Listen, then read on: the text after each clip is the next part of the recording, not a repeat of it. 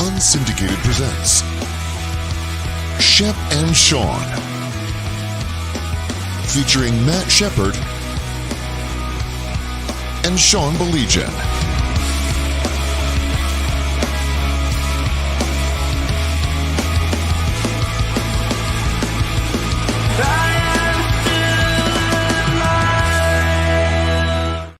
Good evening. He is Matt Shepard. I'm Jack Flaherty. So glad you could join us here on a taking a walk. Are you, Shep? Honestly, I'm not being funny. He is one of the most maddening players. It is just, it drives me nuts. Poll question: who's more right. maddening, Flaherty, Drew Anderson, or Tyler Holton lately? Do you know what I think is? Can I tell you what is more maddening to me is Flaherty, and I'll tell you why. Because you have a lot of people telling you that he's like a really good pitcher still, and that I think that kind of infuriates me. You know what I mean? And making $25 million a year. Yes, and even when he's good, Jack, he still has that period of time where like he really enjoys putting guys on base. And he enjoys giving me angina. I don't know what that is. It sounds good. So yeah, he's very frustrating to me. He's very, very frustrating to me. Well, Sean, if you knew baseball, you would know a lot of pitchers like to work out of the stretch. That's true. That's the reason he's doing it for you. Okay, he's just trying to work out of the stretch. Look, Detroit is 4th in the American League in walks per 9 by starting pitching. They are 4th in the American League in ERA by starting pitching. And Jack Flaherty walked 6, giving him a grand total of 20 in 23 and a third innings. It's incredible. Incredible. But look, when he signed, when Drew Anderson signed, because I don't know if you know this, but the next Mike Trout, Shohei Ohtani, Julio Rodriguez, and Aaron Judge are coming from Korea. Yes. And if you can get them out, the beauty is you should be able to get those guys equivalent to those guys out at the major leagues. I mean, that's usually how scouting goes. Okay. So when they signed him, I was like, man, okay, this is the equivalent to Framber Valdez. Okay. A trade for Doug Fister. I mean, they just really improved their bullpen. Not. The ERA, what is it now, Sean? Is the ERA somewhere in the neighborhood of 8, I believe? It begs the question, how long do you go with a guy who everybody, from broadcasters to writers, womp, womp, womp, said exactly what Scott Harris told him to say? Yep. This guy is going to be really good for our bullpen. The proof is in the pudding so far. Now, I don't know if you give up on him. I'm just asking the question. This has been a decent sample size, not a huge sample size. You got plenty of time to turn it around. Justin Verlander turned it around for San Francisco last year. He sure did. I get tired of just how much this guy's going to help the bullpen. We read it all spring training because people have to come up with something, and it's just been awful. He doesn't like to throw strikes. I guess, Shep, you could say he fits in, especially since we were talking about Mr. Flaherty. He doesn't like to throw strikes. What was that number that I saw today? He's throwing strikes like 38% of the time or something like that. You're not going to get away with that in the major leagues, man. That's just something that's not going to happen. And he did today. I think he threw 21 pitches and 15 were for strikes. Okay, good for him. That's awesome. Yeah, good for him. That's awesome. Yeah, they're getting hit all over the yard. Yeah, exactly. Yeah. Which goes against a lot of what you've been talking about. Chris Fetter is a big believer in strike one. He's a big believer in expanding the zone, but don't be afraid to challenge them in the zone. And what are these guys doing? These guys are walking people left and right. Yep. And Tyler Holton walked a couple today. I mean, you're not going to get away with that against big league hitters. And maybe Drew Anderson's just too used to Korean hitters. I don't know. Shep, you know what's interesting? One thing that, gosh, we have so much to talk about tonight, but I know we have things to do. One thing that I wanted to throw out at you, and I'm not quote unquote changing my mind. Okay. I had kind of convinced myself that Casey Mize is just a guy. I really have. I've kind of convinced myself that he's just a guy. And much like Jack Flaherty, he put himself in trouble far too often. The whip was ugly and everything. Casey Mize looked pretty darn good this year. I got to give that guy. I got to give that guy his credit. And again, is the whip down where like a tremendous pitcher should be? No, but he's not getting himself in as much trouble, Shep. And I think summarily you've seen the other numbers drop down. So while I still don't think he's anything special, certainly not 1-1 or anything like that, I guess I just wanted to get that off my chest because I'm a firm believer, Shep. If you're putting guys on base, you're just begging for trouble. And it might not get you for a while. If your whip is high, it might not get you for a while, but it's eventually going to get you.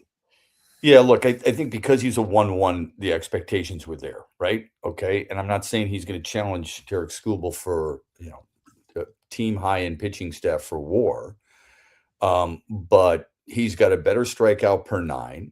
Doesn't go as deep, okay? Because he's pitched like 8 innings less than Skubal. He's got a higher strikeout per 9. And he's a guy who right now with, like you said, the numbers of the ERA at a 2.79 and the whip and all that other stuff, I think he's fine. But I think we have a tendency to label players and try to pigeon them. Is he a 4-hitter? Is he a 3-hitter? Is this guy an ace or is he a 2 or a 3? We like to do that, especially in baseball, don't we? For sure. So I think most people would agree Casey Mize is viewed, if you're going to use that label, viewed as a 3. Okay. How much is he worth? All these other things, those are all debatable. The difference between Casey Mize last year and his previous years, in which everybody had already made up their mind on whether or not he was good or not. Mm-hmm. Just like they made up their mind on Riley Green, they made up their mind on Spencer Torkelson. It's impossible to change your perspective once you've decided on that in a lot of different ways in life. But I think Casey Mize, I think everybody just felt like, okay, he's a 1-1. He's supposed to be Paul Skeens, and he's not. But the difference was, his forkball, okay, his split, it was really good last year, and it's off to a really good start this year. And if he can do that, and it puts a lot of pressure on the elbow, and I didn't realize that until Jack Morris told me. Mm-hmm. Jack Morris says it puts more pressure on your forearm, your elbow area than just about any other pitch. But if he can stay healthy and with that pitch, and that pitch is going to be as good as it's been, he's going to make himself an awful lot of money because somebody's going to use him as a top-end rotation guy. Shep, you nailed it too. Like we and I've always tried not to be this guy. If I miss something, I'm going to miss something. Oh, you're good about that. Yeah. But I'm going to tell you this right now. If I saw Jack Flaherty walking down the street, I'd throw eggs at him. I'm just telling you right now. Right. So Flaherty, if I were you, I wouldn't be walking anywhere in the Northville, Novi area. And if you are, you have nobody to blame but yourself because I will pelt you with eggs. Okay, hold on a second. So there's 2 questions there. One, you've used the word walk twice. Was that on purpose? If not, very creative. Second of all, are they hard-boiled eggs or? No, he's getting soaked. He's getting doused. Right. He is that guy. Just as he has doused my hopes and dreams. Yeah. I pulled up a picture today, and there he was holding his LA Dodgers ring. And I was like, you son of a gun, you're showing us that ring because you're saying, haha, you're never going to get one of these. That's right. That's what he was doing, taunting us, Yeah. Good evening, guys. When is Yzerman speaking? I haven't heard. Shep, have you heard that? I have not heard that either. I did was it Friday? I did like what Alex DeBrincat and Patrick Kane said last week. Mm-hmm. The frustrations were real. You can only imagine how Red Wings fans feel about that, especially when you see, and hats off to your Canadians, because I watched them play the other night. Now, how about Buffalo? I mean, Buffalo's down 2-0 to Boston in the third. Was that fun last night? And Tage Thompson with a couple of goals. What an electric atmosphere. And I couldn't help but wonder, while watching all those people outside watching it, what that could have been like at LCA. I have said that, Shep. I would love nothing more than to put that waste of land Chevrolet Plaza or whatever they're calling it now to use. And envision like the red mile, so to speak, and have people just out there hanging out. And, CBC's doing a playoff game and they got the cameras out there. Gosh, it would be so cool. My buddy Gordy, pitching isn't perfect, but I feel confident in the staff as a whole. These bats aren't going to get them where they want to go. I'm terrified of the pen still. I am. I think they desperately need somebody in that pen, Shep. And I mean desperately. And where have you gone, Bo Brisk? The nation turns its only eyes to you. Who don't you like in the pen? Well, let's start with Mr. Anderson. Let's get that out of the way now. We've already talked about that. I think Holton you have to be really worried about. I mean, there's no doubt about that. Yeah, Will Vest has been hit or miss. I mean, I'm used to him being something else. I think you've seen him get into, and in fairness, sometimes wiggle himself out of trouble. Kenley has been good. There's no doubt about that. Mm-hmm. But Shep, I honestly think in recent years, gosh, the last 10 years, you see teams in the playoff usually have a really good pen. And I don't know how anybody could look at this pen right now and go, golly gee, this is a really good pen. Yeah, no, I get that. I think you're right about that. Finnegan and Vest has not been as sharp as I thought he would be. And Jansen, I understand that, and I think you're right. The comment about the bats, they had 10 hits today, gave up 12, scored 6 runs. 6 runs usually should be enough for you to win, but they are dead on as usual. I mean, Gordy said this, and he's right. They are. I looked this up earlier today. They're middle of the pack in runs scored. Okay, and this is for the entire all of baseball, not the American League. I think they're 17th in runs scored. They are 16th in walk percentage, which I think is important, and they're 17th in slug. Okay. And I've complained about this at nauseum. I mean, people probably roll their eyes, are like, oh my God, enough is enough. And they're probably right about that. Mm-hmm. But there are certain statistics. I think we can be overloaded in numbers. On base percentage, Sean, is really important. Mm-hmm. Kevin McGonigal has made a massive difference in that regard. They are 13th in all of baseball in on-base percentage. That's not bad, okay? If you're top half in these offensive categories that I just brought up, forget about average. You want slug, you want on-base, you want walk percentage. Those are the things that need to increase for Detroit from a year ago, and they're about middle of the pack in all of those. I would like to see them top 12 in those, and I think they'd be in really good shape. So I understand the concern.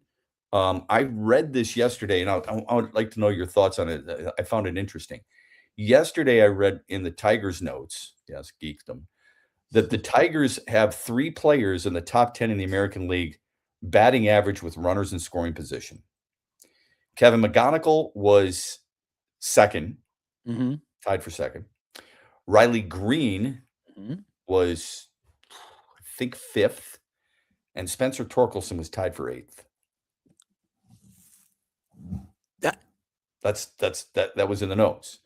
Now, I know people will be like, what are you effing nuts? I'm just telling you what I read. Okay. Okay. Number 8 shocks me, Shep. And as Kirk said, do you send Torque down to get his stroke back? I couldn't believe that AJ put him up there today after sitting him and everything. And I'm not being mean. I mean, it didn't surprise me at all that his at bat kind of turned out the way he did. I mean, Shep, he's struggling. There's no other way to say it. I agree with you. And it's problematic for this team because they, as you and I have talked about before, and it's probably ad nauseum, it's about the right-handed power. And there is no right-handed power there. No. He doesn't have a home run. He has 6 RBIs. He's got a walk percentage of 17% and a punch-out rate of 28.5%. Yeah. So, and the slug is 227. Now, people were upset 2 years ago with him. His slug 2 years ago was 300, and it's at 227 now. So it's a great question. I think there's a reason you're going to see Cole Keith there, but I know there's a lot of people who don't like Spencer. I like him, but I know there's a lot of people who don't like him, and I'm never going to change your mind. You should be rooting harder for him than anybody else. And the reason I say that is because you don't, outside of Dylan Dingler, whose power has come this year, right? You don't have any right-handed power. and you cannot win in this league without right-handed power. No. So people can snicker all they want and laugh and say, I told you so, and point their nose at you and say, oh, 1-1 bust and all this other stuff.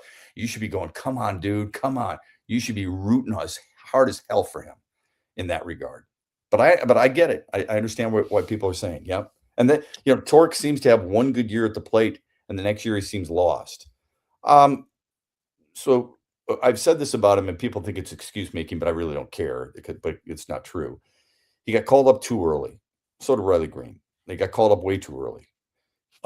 They had the COVID year, which was a negative against them. Then they get called up early. They're overmatched. They needed more at bats. I've said this constantly. I've heard you.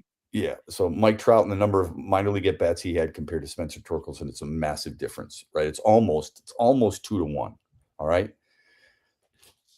He had his second year, he had 31 bombs and 92 runs driven in. You'll take that. Then he has the crap year. And then last year he bounces back with 30 and I think 78, something like that. It's not enough production from a guy middle of the lineup. And probably, quite honestly, Sean, if you're going to get 660 plate appearances, you should have more than 30 bombs. I agree. Okay. I agree. But it's kind of like you and I talk about 40 goal scorers. How many 40 goal scorers are there? Yeah. How many guys are hitting 35 to 40 home runs? There's not that many, bud. If you look at statistics and you try to say everybody thinks hitting home runs is easy, it's not easy. I know the uppercut swing and all this other stuff. Go back and look at some of the numbers in Major League Baseball and tell me how many guys are hitting 40 home runs. There's very few Aaron Judges. There's very few Cal Raleighs. So if you looked at the 40 homers, I just brought this up, okay? Let me do this real quick. 40 home runs last year, there were 7. 7 guys all of last year who hit 40 homers. It's not as easy as we think. A couple other excellent games last night in hockey. I thought yesterday made up for a very lackluster Saturday, if I may say so. Good games yesterday in the NHL. Yeah, Colorado 2-1 win by a guy who scores his first goal of the year in 13 Gotta love seeing that. games. Yeah, O'Connor. Gotta love seeing that. Yeah, the Habs Tampa game was great, and obviously the game last night was great. I didn't stay up for the whole thing, but the game last night was great. I coach Little League 6 days a week, so I can't justify a DSN subscription until that's over. And I just read the back score, so take my opinion with a grain of salt. But the Tigers' offense hasn't seemed to be in sync. The whole team seems bipolar and needs more consistency. Is AJ over-managing? Shep, I think that's a good question. Is it over-managing, or is it a case of him just trying to find a spark?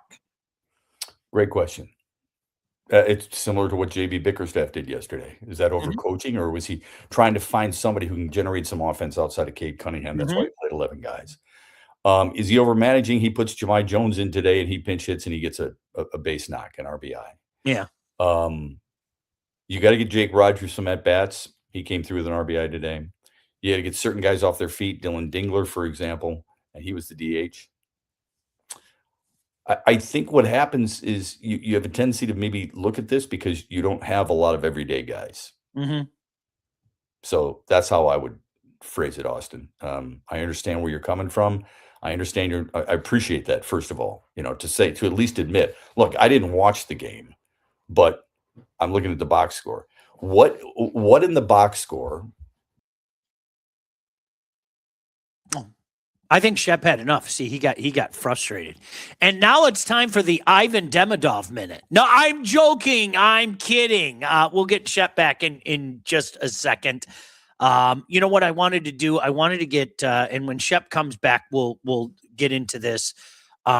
He touched on JB in the Pistons last night. And I'll tell you what, like in all honesty, I think you guys know what I was doing. I was watching hockey, okay?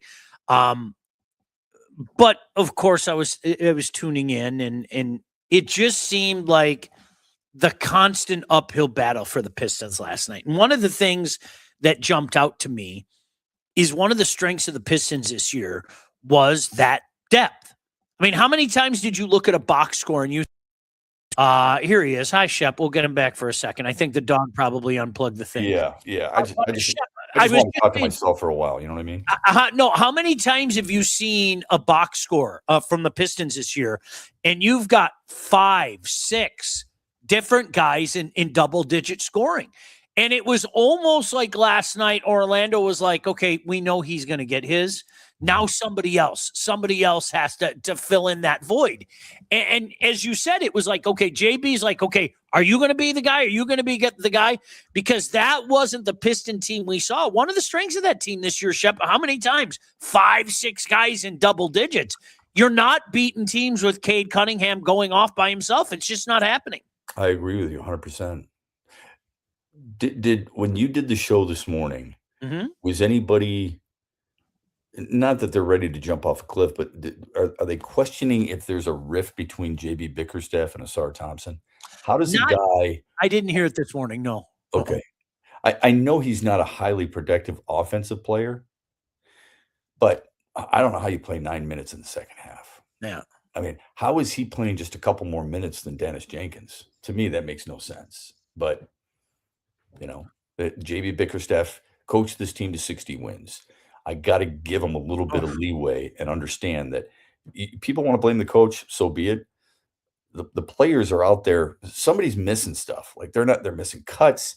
They're not. How does Jalen Duren get 4 looks and that's it? That has to be fixed. I don't know if it's the player, the coach. It's probably a combination of both, right? I think Trajan got a free pass this year, but I think he's going to be invited to the "I wish you were more aggressive" party next year. Absolutely. Like Johnny Stack said, Porter Jr. would have looked great as a second scorer. Lack of effort defensively, guys. He'll be invited. Mr. Langdon, I have your official invite into the "I wish you were more aggressive" club. There's a lot of company here in Detroit with our general manager, sadly. It seems like they're having a little cigar party. John is dead on, and that's the frustrating part. The lack of effort defensively. Detroit, without getting too numbers crazy, Detroit holds teams to 51% from 2-point range on the year. Last night, Orlando shot 61% from 2. Detroit outscores people in the paint on a regular basis. Last night, they were outscored by 20 in the paint. And last night, Detroit had 6 offensive rebounds, and Orlando had 11. Hard to win with that combination, man. No doubt. Montreal had a great game last night. Be nice to get you out of Tampa. I'm going to tell you, if you have a hell of a win on the road, don't you think? I'm going to say this again at the risk, and we've been talking about this on the hockey show. If you haven't figured out that Slavkovsky has become a very, very dangerous, heavy player at the ripe old age of 22, you haven't been paying attention. That kid is going to be problems for years to come. And I think to the people that maybe haven't watched him play, Shep, the last 3 or 4 months last night, I think it was his coming out party last night. And what better way to do it than a hat trick against the best goalie in the league? And I don't say that lightly. I think Vasilevsky's the best goaltender in the league. That kid's going to be trouble. And I get it. Everybody talks about Demidov, and they talk about Caulfield, and they talk about Hudson. I'm telling you right now, Uri Slavkovsky is a stud. He's a stud. Well, it's a hell of a win for them. You know how I feel about home ice and home court and all that other stuff. But you said it before the season began, how quickly Montreal is going to ascend in this division and in this conference. And you've been dead on with it. It probably frustrates Red Wing fans even that much more because of the number, not just what answers need to be given for the number of for the questions, but the number of questions that need answers for the Red Wings moving forward. Shep, you know what's interesting about that? And I think you and I are kind of kindred spirits in this regard. You've done a lot of college hockey in the past. I've done some college hockey and a lot of junior hockey. And I can tell you a lot of the names that people around here were kind of throwing out there into the atmosphere. I think that was want as opposed to legitimate high-end prospects. Does that make sense? Well, that's because we only see them. I think that was want and desire and Yzerman's people saying Steve's doing it again and all that stuff, as opposed to legitimate guys that were thought of like as high end people. Does that make sense? It does, but I mean, it shows you that we're just being led along a certain path, and instead of thinking for ourselves, we're just listening to That's what weird. the front office may want us to listen. I haven't to. heard that. I haven't heard that. Yeah. Guys like Montreal is what we want Detroit to look young and hungry. This playoff is showing just how far behind the Wings are in the rebuilding. Tom, can I just add one thing to that? I mean, yeah, of course you can. I don't. It's not like I think they're a threat to win the Cup, but 92 points. They're in second place in the Pacific. Okay, they did improve in terms of points and wins this year to last, which isn't good enough. I'm not saying it is. If they didn't play in the toughest division in sports, Atlantic Division's toughest division in sports. I've heard that somewhere. Yeah, I heard that before the season was even dropped the puck, for crying out loud. Well, they might have been in Traverse City, but either way, why do we think they're that far off? From a playoff intensity thing, Shep, yes. I think there's a reason why years running you've seen them go like this in March. And I swear to God, I was sitting on the couch right over there with three of my buddies on Saturday. And we were watching the game, and I don't know if you do the same thing. We were watching the game. I don't have any buddies.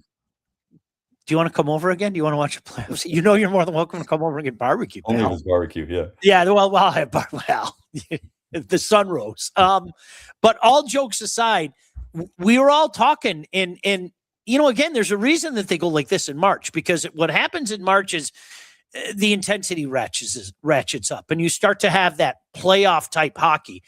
And they're just not that team. They're not that sandpaper team. They're not that team that, is going to go out there and not necessarily rough it up or anything like that, but say, okay, you're going to give, well, we're going to give as well. And I think there's a reason why years running they've kind of come down this time of year. What have you said before? They're not hard to play against. No. And that might be fine in November, December, January, February. March, not so much, right? On the other hand, the Pistons were hard to play against during the regular season. Last night, they weren't. Yep. So I think one has a chance to turn it around quickly. The other probably is searching for a lot of answers. And I don't know if there's a lot of answers to the questions that team has this offseason. That's the big, because all right, I'm going to answer you this way. John said, honest question, who has improved on the Wings? I feel like Larkin, Raymond, etc. just the same and never got better. Mo Seider's a stud. I firmly believe it. I have no problem saying that. I think Mo Seider right now is easily a top 10 defender in the National Hockey League. And I do not say that lightly. Okay. And I think there's still room to grow, but this goes hand in hand with what Shep just said. There isn't one guy. Not one. There isn't one guy that I would look at and say untouchable. Not one. Mo Seider's it. I put Mo Seider in a corner. Everybody else would be had. And I think that should frighten everybody. And I don't know how anybody could disagree with that, Shep. And I want to keep this guy or that guy. It's weird. You have to keep some guys. Of course you do. Yeah, you're not. As we just got done talking about 40 home run guys. 40 goal scorers are not easy to come by either. I'm not saying Alex DeBrincat is untouchable. I'm saying it would take an awful lot for me to move him. I'm not saying Simon Edvinsson is untouchable, but it would take a decent haul to move him. I'm not saying Dylan Larkin and Lucas Raymond aren't untouchable. I think we get infatuated with local guys, number one. But I do like Dylan Larkin. But number two, we think an 80-point day or an 80-point season, an 80-point season for Lucas Raymond is some superstar status. And it's just not. No, it's just not. He's a good player. It's not that he's not a good player. The Red Wings need a couple of great players is what they need. And don't tell me they're in the pipeline, because if they're in the pipeline, great players are already here. Macklin Celebrini is already there. Matthew Schaefer is already there.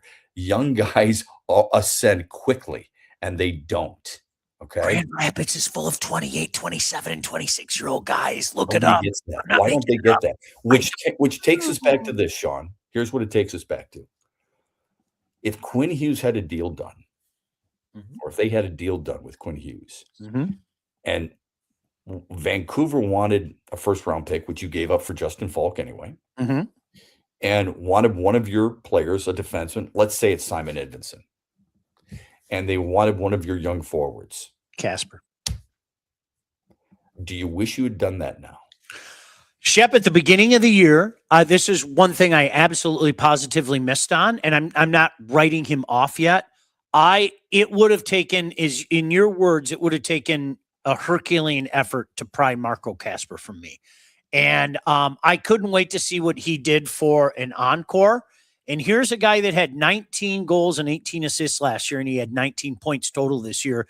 And most importantly, looked lost in so many aspects of the game and finished with a team leading minus 20. That frightens me because that was a guy I really bought into, Shep. I really, truly did. But we've all done it. Okay. We've all done it. So, and it's not like you're giving up on him. I'm talking about the haul you get in return. Mm-hmm. I'm talking about you're looking for great players. This is what we've established. You need great. Mo Seider is borderline great. Quinn Hughes is great. You could make the argument he's the best defenseman in the world. All right. Werenski's in that conversation. Dahlin's in that conversation. Makar's in that conversation. No doubt. You could get more. I'm sorry. I had something in my throat. What was that? Lane Hudson. I'm sorry. I did something deep in my throat. Stunner that's a Montreal Canadian. But anyway, do it for an extended period of time like the other guys. But anyway, Quinn Hughes is considered one of the greatest of what he does. Mm-hmm. I'm not asking you to get to the Stanley Cup this year, but maybe, just maybe, he likes it enough where he's going to sign the extension. Instead, he didn't sign the extension, so God forbid, you're going to have to part with Marco Casper, Simon Edvinsson, and a first-round draft pick or something of that ilk. Because I'm not trying to make it sound easy. And Shep, that's what I think is so interesting. Now, I don't know definitively if he has a gentleman's agreement, because he can't sign that extension until after July 1. I don't know if he has a gentleman's agreement with Bill Guerin, but something tells me if he told Steve Yzerman he's going to wait, he probably told Bill Guerin he's going to wait as well. For sure. But if you look at what Minnesota's doing right now, if you look at what's around him right now, and especially, my goodness, if they play as well as they did the other day against Dallas, I would say that there's a hell of a lot better chance that he extends with Minnesota, because you know what people don't want to hear right now, Shep, and it's why would you come to the Detroit Red Wings? Exactly. Somebody said to me the other day, well, it's the Red Wings. I said, Saturday night, somebody said, well, it's the Red Wings. I said, what difference does that make? They said, well, it's an original 6 team. I said, so is Chicago. Do you think people want to play there? I said, do you think people want to play in Toronto? I said, that's lost on 20-year-olds. They don't remember when the Red Wings were great. They weren't around when the Red Wings were great. I said, you've got to get out of your bubble, okay? You're not the pitch if you're going to recruit somebody. The pitch isn't Sean. Sean's the old man. Jack, listen, we really want you. Okay. After all, we're the Detroit Red Wings, an original 16. Okay. So are the Rangers, and they suck. Yeah. So is Toronto, and they suck. So is Chicago, and they suck. Montreal has been sucky until the last couple of years. Boston's been really good. They just blew a 2. I mean, they don't care. That's not the most important thing. Maybe later on in their career, Patrick Kane says, it's unbelievable. I played for 3 different teams, and all of them are original 6 teams. I don't think that's how you're prying young players away from it. And it sure isn't always, boy, look at, this is the hometown team. You want to play here because you're from here, or you grew up in Plymouth, or you played for the National Team Development Program. No, otherwise Kate Cunningham's going to play for the Dallas Mavericks, man. I'm not going to mention any names, but Shep, to that point, I'm sure that you know this. I can think of 2 very good hockey players locally who told me the last thing in the world they wanted to do was play here. And this is when the Red Wings were good. They didn't want that. All their buddies descending on them, their entire family on them. They were like, get me the hell out of I'm not going to free agency period. People are tying my name to Detroit. I can guarantee you the one place I'm not going in is Detroit.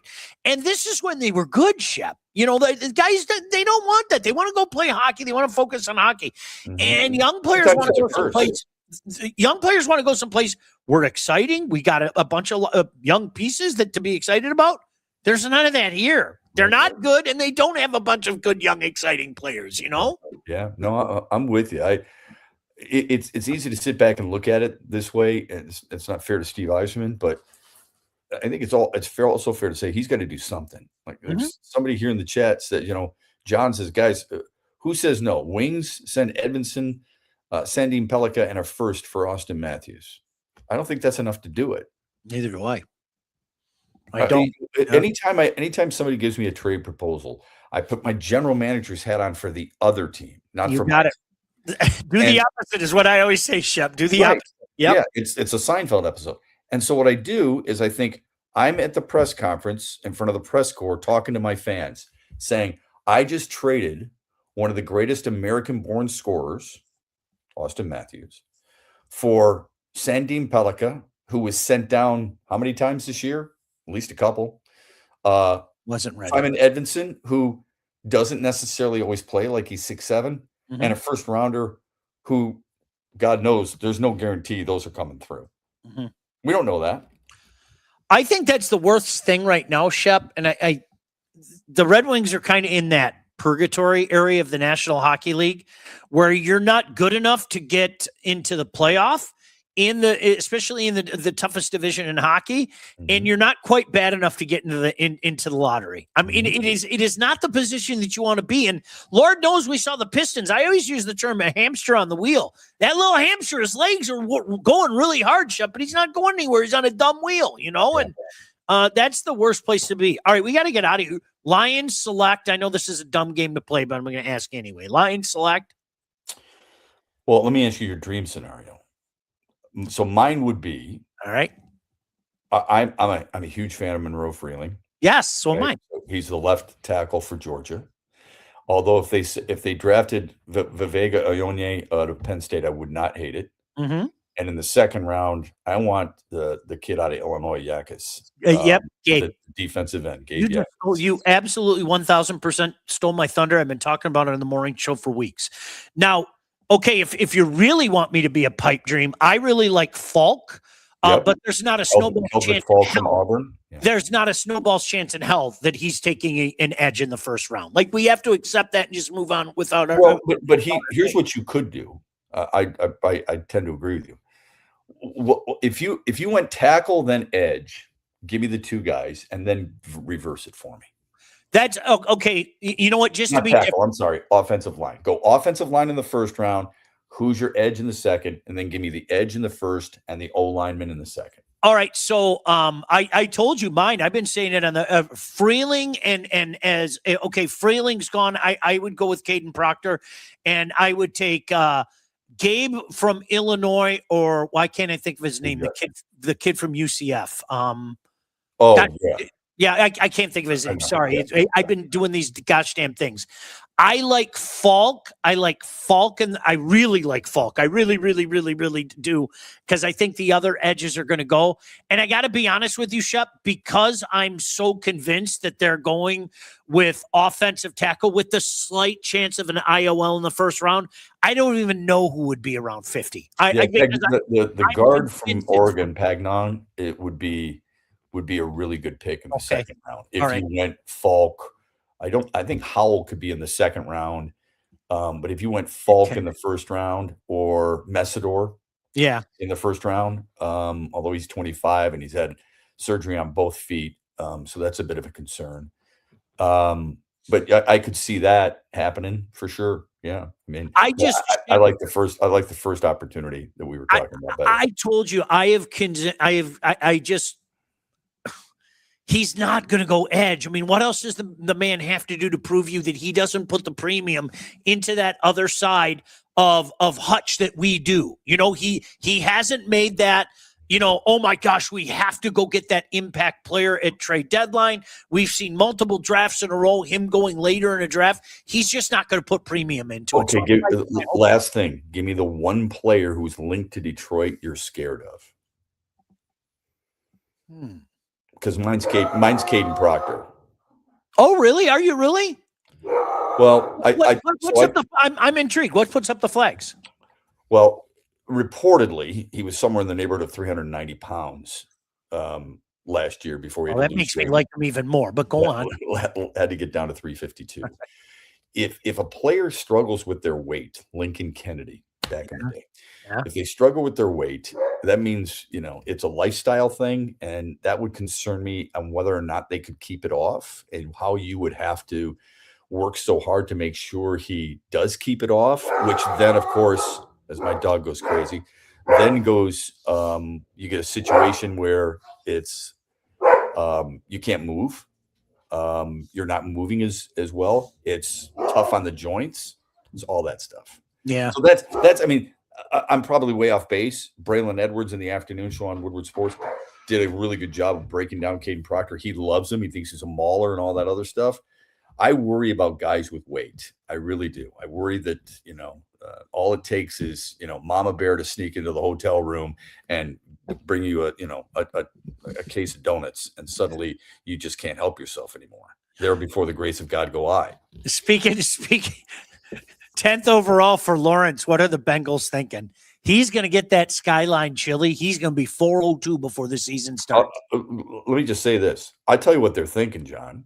They're thinking they got an established 28-year-old who's the best pass rusher from the defensive tackle position in the league. Like, the discrepancy between him and Vita Vea is massive on how he gets to the quarterback.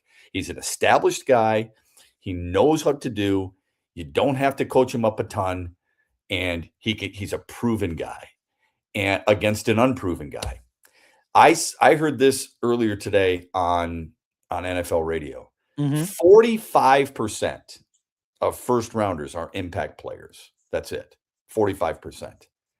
Here's what the Bengals know what they're getting. First of all, they never do this. They rarely extend people. They rarely trade their picks. They did it for Kajana Carter back in the day. But I think they've kept their last 27 picks is the stat I heard.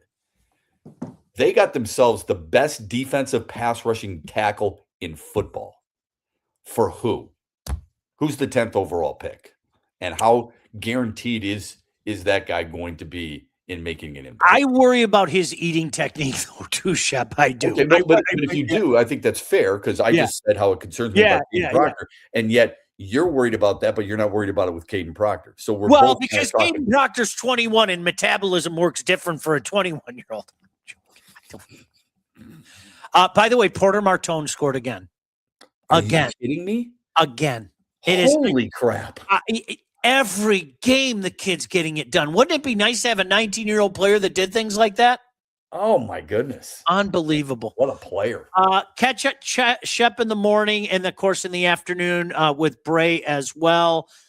Shep, are you coming out for the draft? Are you coming out for any of the draft stuff? Or I know you're doing it, aren't you? Yeah, Bischoff and I are doing it. It's not far from me. I might swing by. I do kind of enjoy the coziness and the chance to hear all the information that I'm going to be getting. But I'll see what I can do there, brother. I heard there's 3 pizza out there, too. It's a massage warehouse in Bloomfield Hills. Yes. And pizza tastes better with your shirt off. So and it's a rough part of town, so you better be careful. Yeah, rough part of town. Thanks, Shep. Always a pleasure. Thank you guys as well. We will talk to you. I know we're going to have a hockey thing soon, so see you guys. Bye, and bye. Shep and Sean, featuring Matt Shepard and Sean Baligian. Executive produced by Sean Baligian and Todd Losey. Theme song, incidental music, and related sound effects are from Still Alive by Anti-Ghost.